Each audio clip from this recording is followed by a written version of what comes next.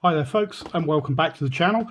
I had somebody comment on the video for this the other day, asking if I could do kind of an update on it and explain how to size the bracelet, hence the tools over here. So yeah, I mean, I've had this for about 6 months. It is the Tissot V8 Swissmatic, Tissot or Tissot. I'm not sure which is the correct pronunciation, but you know, I'll go with either or both.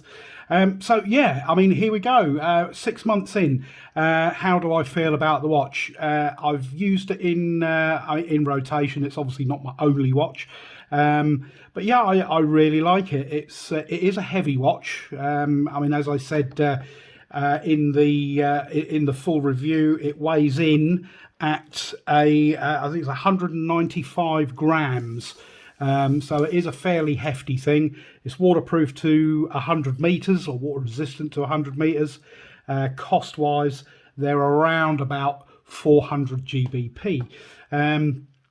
Now, I've already run through sizes. I will put them up here somewhere so you can just have a quick look for anybody that's not seen the other video. But for reference, 42.5, 46.5, 50mm lug to lug, 13mm thickness, lug width of 22mm. I mean, this stainless steel bracelet, I think I mentioned in the original video that I felt that some of these edges were a little bit on the sharp side. Was one of my kind of, not a gripe, but just kind of, you know, I noticed it. So I mean, how I got over that was just get a little bit of Scotch-Brite and just kind of gently rub over them, and that was it, problem solved. Now you might think that, well, you know, that's the kind of thing that should be done at the factory, but I have actually heard one or two other people say that they have found kind of sharp edges on this. I've not found the same with the case. The case shape, I really like that. It does conform to the wrist really well. I'll just zoom in so we can have a bit of a closer look while we're here. You know, the brushing is good. Everything is kind of standing up to kind of the daily grind. There's one or two kind of little marks have appeared on the watch. I've got one here, as you can see there. Nice long little scratch that I've got on it, but that's all kind of part of the love that you kind of gain on your watch, and that's kind of part of its story. Like I said, it is quite a heavy watch. I've not tried it on another strap yet, because I actually really like this bracelet. The bracelet, it still works absolutely fine. Butterfly clasp. Butterfly clasps are not my favourite thing, but you know, it's okay, it does the job, and it's still nice positive clicks, no problem with that whatsoever.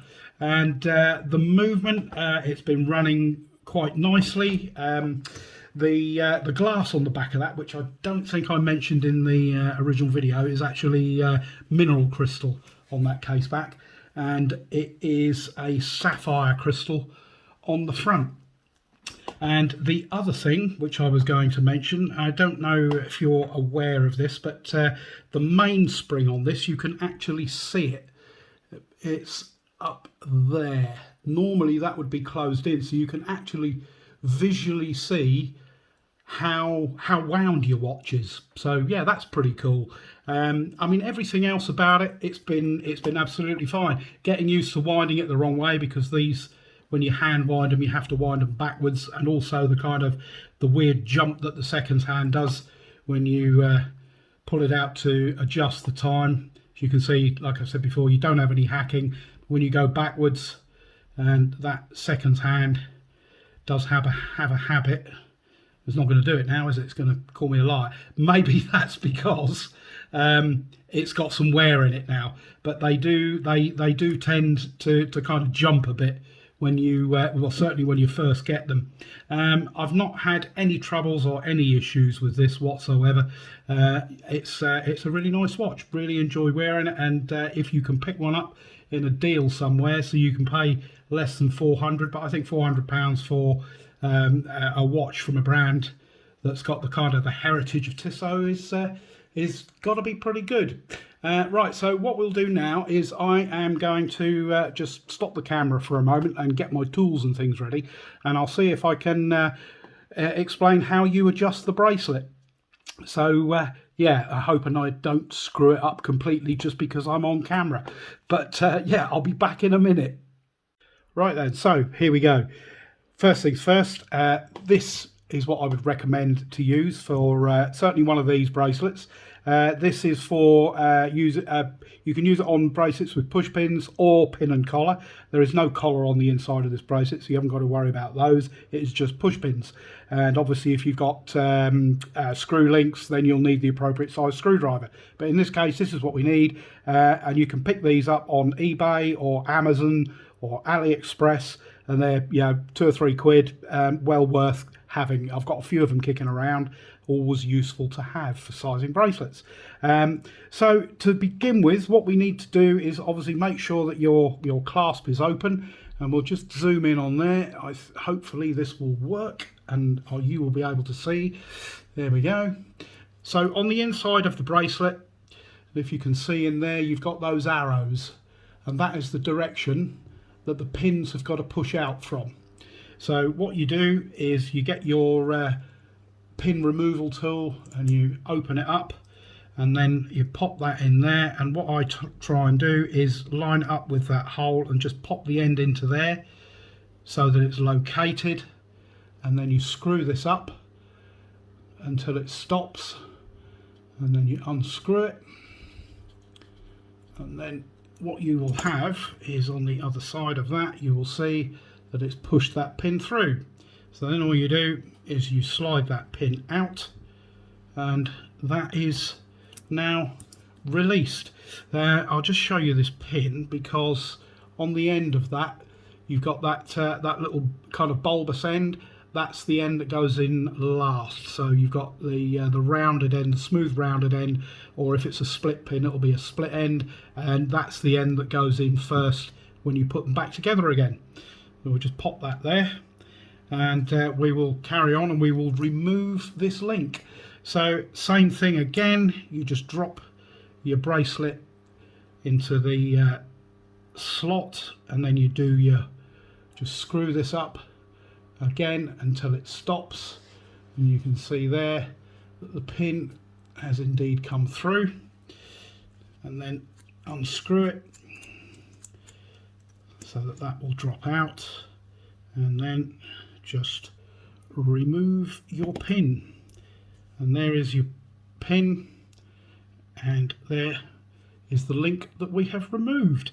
If you need to remove less than a full link, Tissot very kindly supplied 2 half links. There's one this side of the clasp, and there's one the other side of the clasp as well, helping you to get a kind of a better fit. But to put it back together, you slot those together like that.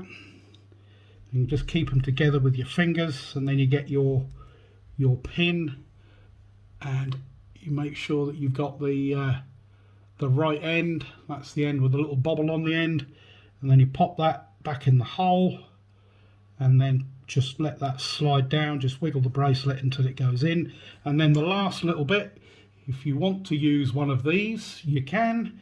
I'll use the plastic bit, not the metal bit, and just give that the last little tap.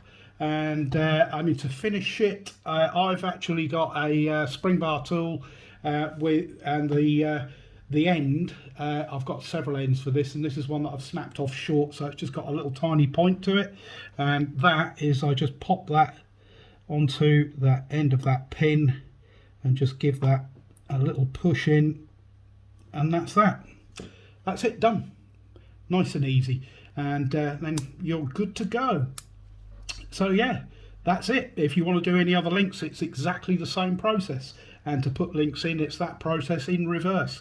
It's not mystical and magical. You just need the right kit. So yes, get yourself one of those. So there we have it. That is my kind of my rambling thoughts on what or how I feel about this watch after owning it for 6 months.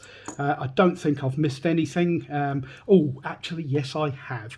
if I have any kind of, if you like, a complaint as such, the loom on this, the loom on the hands is okay. You know, it lasts 2 or 3 hours, but I wish that there was some loom on the other side, the back edge of the indices. Just a little dot would be good, because all you get it on is on the hands, and it's not the greatest. I mean, I know this isn't a dive watch, so it doesn't need to be, you know, fantastic loom or anything like that, but it would just be nice just to have a bit more loom, little pips, something like that. It's easier for orientation. That's my only other gripe, if you like.